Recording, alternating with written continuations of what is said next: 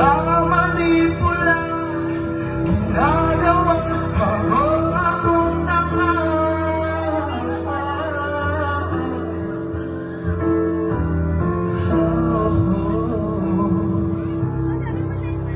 Tapusin na natin to, tapusin na natin to, tapusin